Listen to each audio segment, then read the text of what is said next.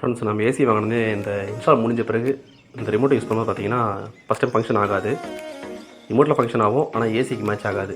அது ஏன்னு பார்த்தீங்கன்னா இந்த கிளாக் சிம்பிள் வந்துட்டுருக்கும் பாருங்கள். இந்த கிளாக் சிம்பிளை நம்ம க்ளோஸ் பண்ணால் தான் ரிமோட் ஃபங்க்ஷன் ஆகும்.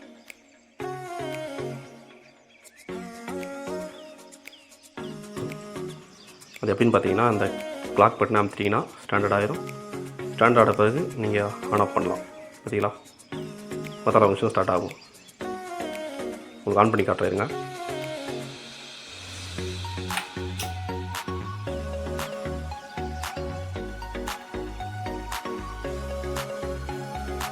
டைம் டிலே போய்ட்டு எப்படி சொல்ல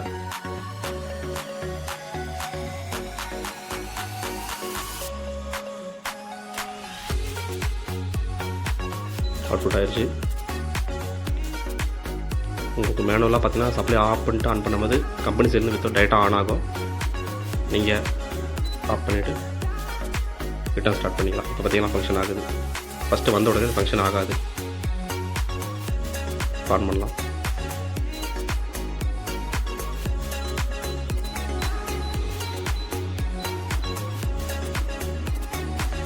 ஓகே ஃப்ரெண்ட்ஸ்.